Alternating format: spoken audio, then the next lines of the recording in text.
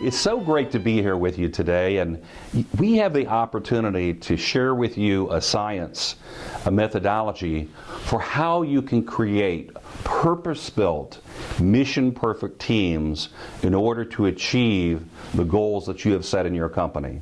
And you could arguably say that perhaps that is the most critical skill that an executive should possess, because if you put the right team in place, it's easy for you to hit the ball out of the park. It's easy to hit a home run. And if you have the wrong team in place, even though they might be very talented people, you're probably going to fail, no matter how good of a leader you are. And yet so many of us have been through seminars on leadership, and you've read 3 or more books on leadership and heard leadership. Let me repeat that. If you are a great leader amongst the top 1 percentile of leaders and you have the wrong team, you aren't going to make it.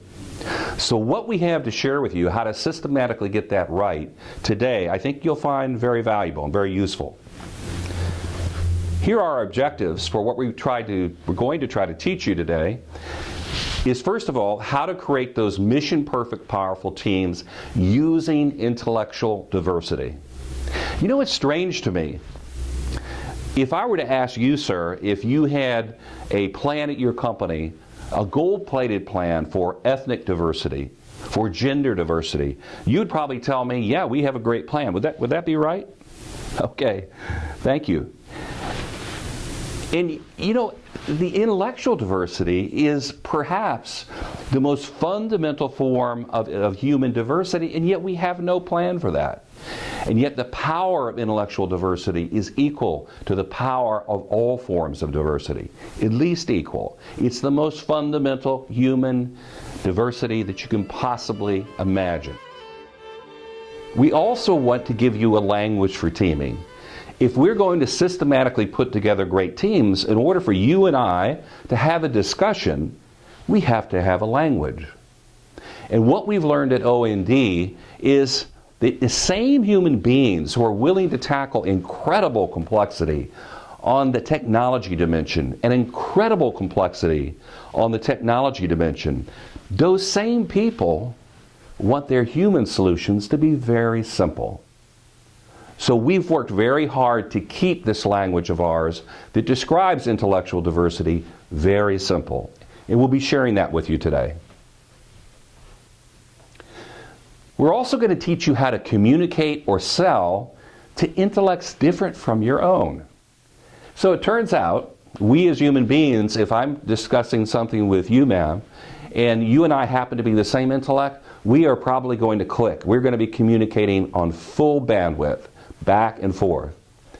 But sir, if I try to communicate with you and you're a different intellect than mine, my intuition will probably lead me in the wrong direction. So we're going to be talking to you today about how to structure your communications and structure your selling efforts in a way that registers and respects the intellect to whom you are delivering that message.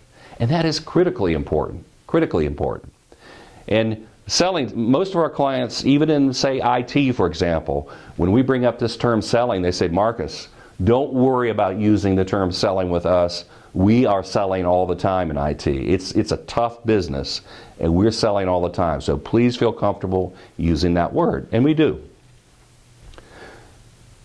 So with that in mind, let's go back to something I kind of mentioned at the beginning, but I'd like to reiterate it. Arguably, the most critical skill those of you in the audience as executives and managers must possess is the ability to be able to create these mission-perfect, purpose-built teams. Mission-perfect, purpose-built teams. If you get that right, your life as an executive or a manager is going to be easy.